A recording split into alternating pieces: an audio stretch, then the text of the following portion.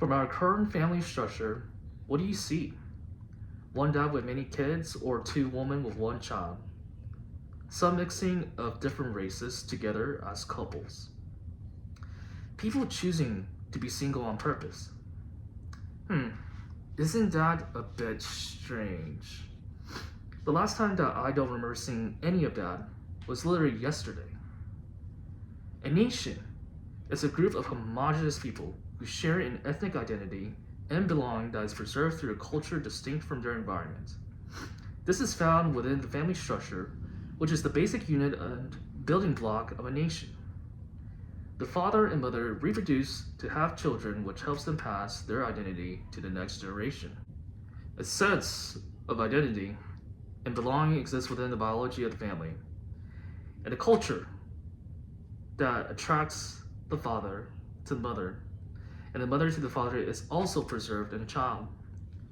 The offspring recognizes the culture that allowed her to exist because her parents specifically prefer and care for her over other children who are not born from the parents. This distinct act of preservation and affection proves that the biological child is favored more because the child physically and socially belongs to the parent's culture. Perhaps the dad is physically able-bodied and tall as well as the mother, which thereby produces a similar identity to the child. The validity of this height in athleticism between the parents and the competition of who prevails of that similar trait of culture spawns the child in such a way that is the reflection of the parents' relationship to each other. In other words, the child is the manifestation of the interaction between the father and the mother. A family is a group of people who is capable of self-preservation amidst the environment. Its preservation must be made distinct for them to be made because the definition of a person is set apart from everything else that exists aside from the person. Self-preservation is the basic foundation of causation and livelihood, essentially the person him herself.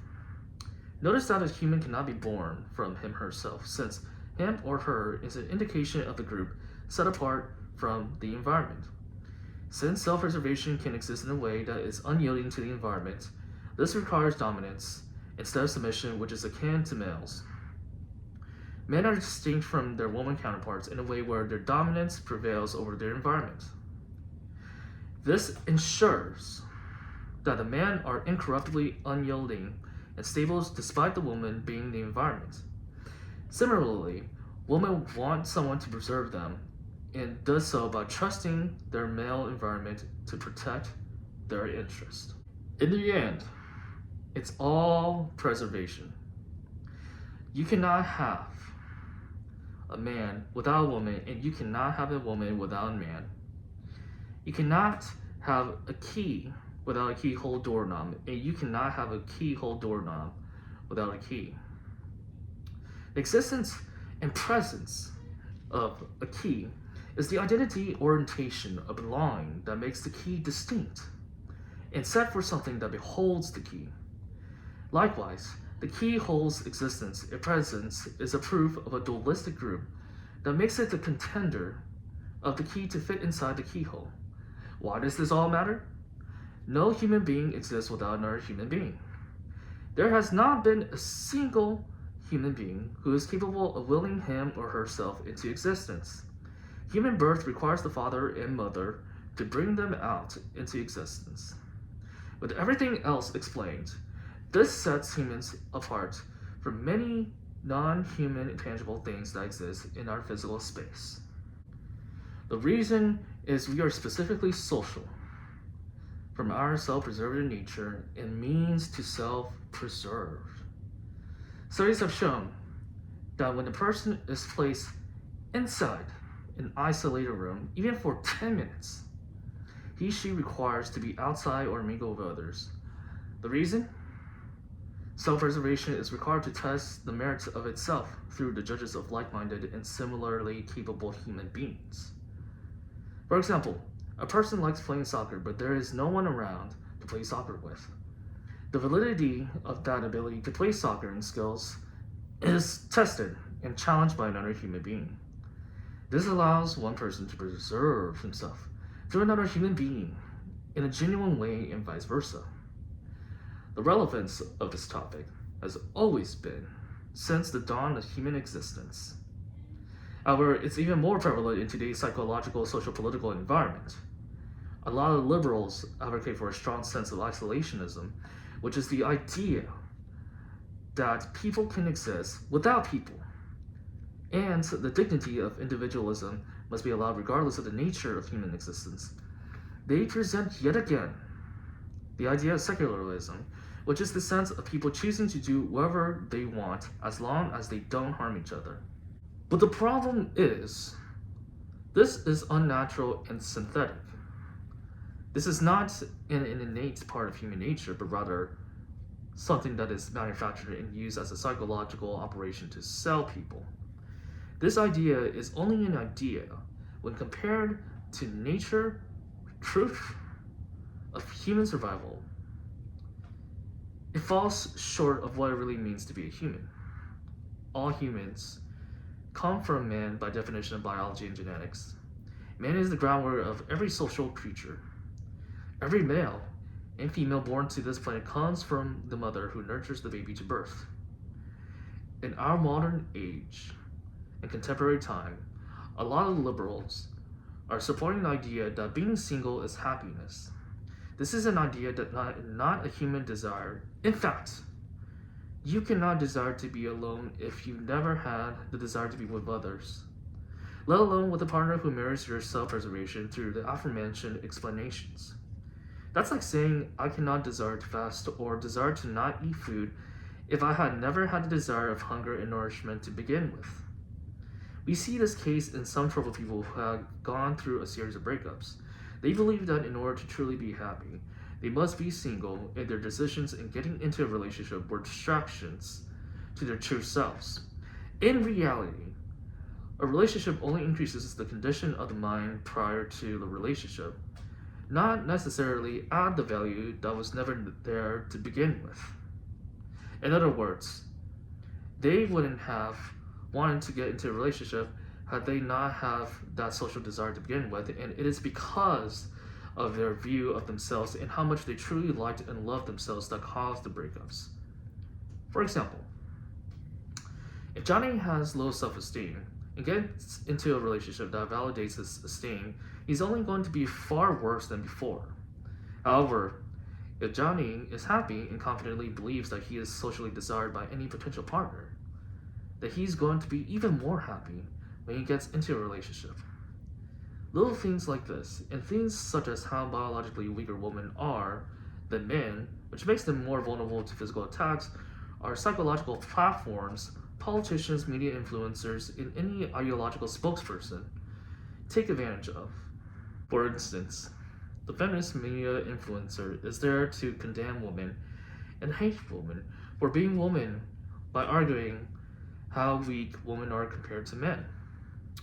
While the differences between man and woman exist for the purpose they serve, the nature of being biologically weaker is almost like a Trojan horse for feminists to use to assert their idea that instead of learning to self-defend or be physically strong, women have to strip their nature of being women and need to become men in order to not receive these physical attacks. The opposite is true. Women can still learn martial arts, MMA, self-defense training, physical training, and other sets of skills without needing to strip their womanhood. But this is just one of the ways feminists play on the fears of people to assert a synthetic idea that never should have ever existed in human nature to begin with. This self-destructive set of influence is what causes women to make decisions that are pitifully antisocial, and as a result, forces them to confront the ugliest part of being a social creature: loneliness. What kind of man will want to be with a woman who pretends to be a man, who claims not to need anyone, not even a man, and who thinks she can exist by herself alone?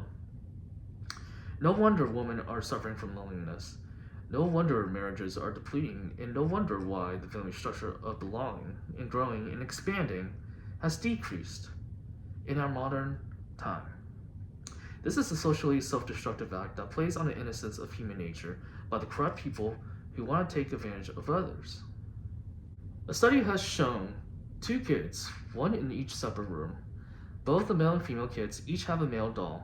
The room is empty, and after an hour of being isolated from people, the two kids were brought back to have their brains scanned.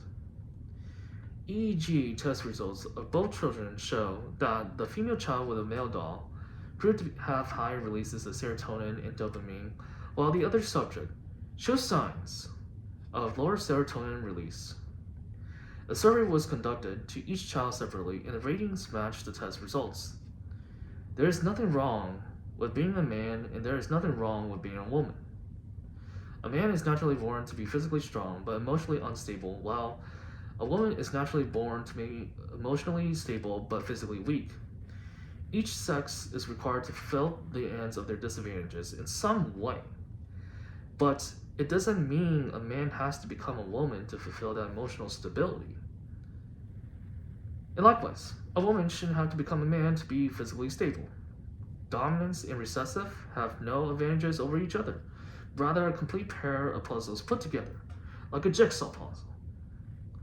If there are any woman or man out there who is listening to this podcast, this is it. Take what I said, if you will, and you think about it. Think about your daily life. Think about yourself. The important aspect of a family is homogeny. There has to be a form of belonging that a child subscribes to, but with the explanation of sets of similar traits, the identity of what is considered marriageable is held accountable between the interaction of shared interpersonal identity. This is basically the sense of belonging and value that a man and woman has to be deemed worthy of a relationship. If the traits of a man and a woman are not shared, then the sense of exclusive value is nullified, because there's no one to truly dominate or submit to when these traits are challenged.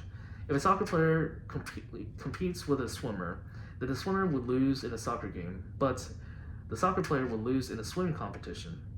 The legitimacy of dominance exists from a genuine ability to challenge and outcompete similar traits, let alone social physical. This is where race and ethnicity originates from. It comes from the fact that there is a distinct group of people who belong to each other, who share similar traits that they identify themselves as, and those who share those traits are qualified to challenge them as the worthy successor of dominance. For example, in a wide pan-European population, they are known to be tall, have skin complexions that adapt to the heat and weather, eyes that are double eyelid and spread out more, noses that are keen to more space for smell detection, and blood that is warm when close to each other. A man who shares that culture of being tall and large-eyed with survival traits and being tanned with a woman is able to truly challenge her traits of her identity and his identity of what allows their survival and self-preservation. When the white man challenges the shared traits of a white woman, he is able to successfully question her ability and, as a result, genuinely dominates her. She has genuinely submitted to him. This is important because a person's self-preservation identity is the determining factor of dominance and submission. Physical survival and power dominance, along with athletic youth being able to survive the sun and being sensibly heightened in awareness, are key to genuine and legitimate dominance. This is the reason monoracial marriage exists. When interracial marriage, let alone white interracial marriage, exists, then there is a form of cultural rape that comes with it, because what is valued in identity is not transparent and shared with another person's identity.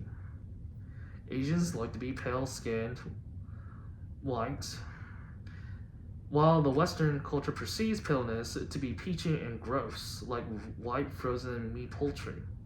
Being tanned in a white culture is the top tier of being athletic, being in the wild and outdoors more, and youthful and full of expression. This is just one example of how one culture is incompatible with another person's culture. When a child is born from interracial marriage, he/she does not know who he/she is or who he/she culture identifies with. That sense of belonging and dominance is completely destroyed by the two ignorant parents who decided to graft their cultures into this multicultural nuance that pervasively annihilates a person's identity. Gold is not silver, and a mesh between the two no longer distinguishes their worth and value. This is the problem with interracial marriage and interracial culture. I will be doing more of this journalism and podcast. And if you like this video, please subscribe to my channel and share for more content. And as always, nature wins, truth prevails, and justice serves.